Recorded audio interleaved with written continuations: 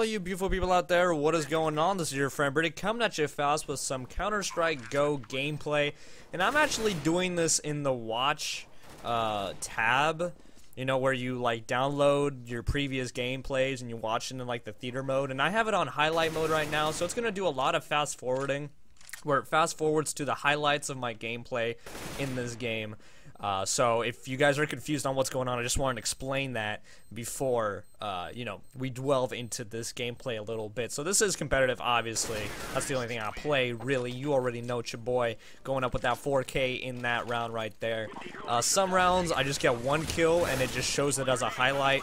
Some other rounds, I don't know why. I'm just kind of going along for the ride. I'm not going to do this every time. I just wanted to see how well this would work out. So let me know down in the comment section below how well you guys think it would work out, but I'm probably just going to end up editing the future videos anyway. So for now, we're going to be doing Counter-Strike Go gameplay. I decided I've been kind of bipolar with my decisions on what games and gameplays I wanted to show, but I said, screw it, you know, I like Counter-Strike, I think it's a fun game, and I'm definitely going to continue playing it.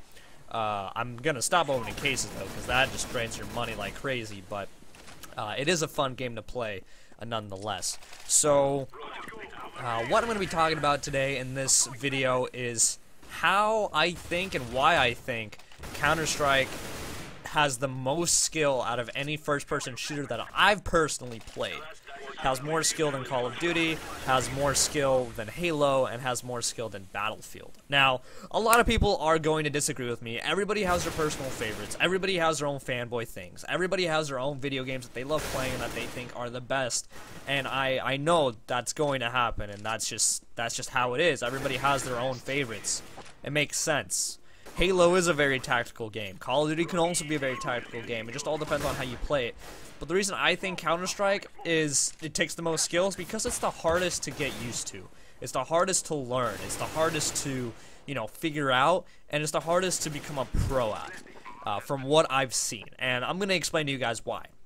At first, you know, I thought that, okay, this looks really easy. I see other people playing it, you know, all the time. But once I started playing it, I realized how difficult it really is. Like, it is pretty difficult to play this game.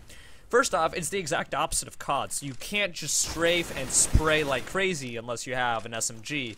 But even in that case, the bullets go everywhere. The bullets go absolutely everywhere. The recoil is absolutely real in this game. The bullet spray is absolutely real in this game. You do have to learn how to be able to pop shot, you know, over, you know, long distances. You have to be able to know the spray patterns. You have to know a lot of things with every single individual gun because they are different in their own ways. Then you also have to be able to have enough endurance to stick through 30 rounds in a competitive match.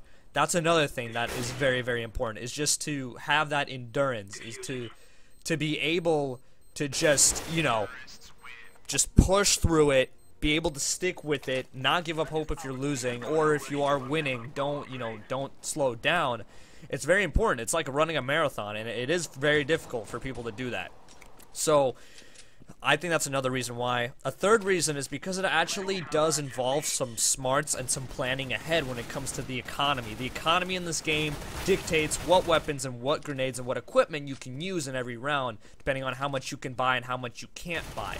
And that's very, very, very important. Very important indeed, because the economy can sway around. You know, when people can buy what they want to buy, and when people can buy all these grenades and stuff, they can really hold a dominant lead on people. But when they can't, well, then it just turns into a big fuckfest, so to speak.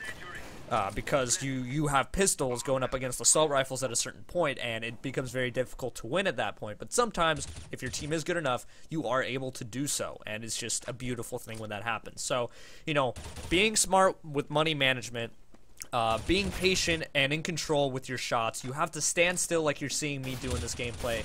You have to stand still when you shoot if you want your bullets to actually go where they want to go.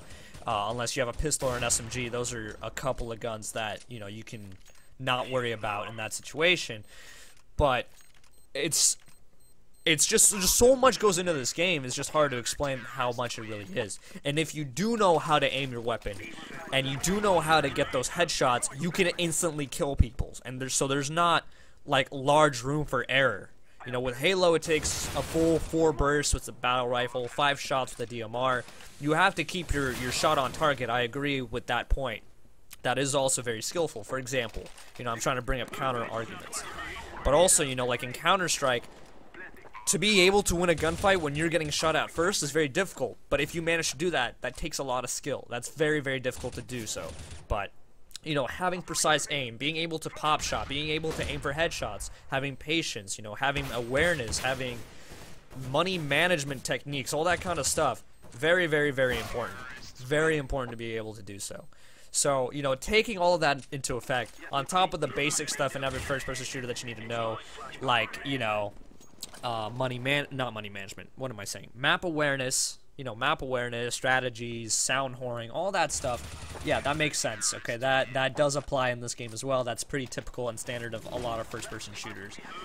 But, you know, those are a couple of reasons why I think Counter-Strike is a pretty crazy game and does take a lot of skill and knowledge to be able to pull off. And that's why the championships are so fun to watch. That's why there's so much money on the line. It's just awesome. It's lots of fun. It's a great game. It's a great game. It's a very simple game, but it's a great game. So hopefully you guys enjoyed my video. I'm not trying to be biased. I'm not trying to be a fanboy. I'm not a fanboy by no means. I play a lot of different first-person shooters.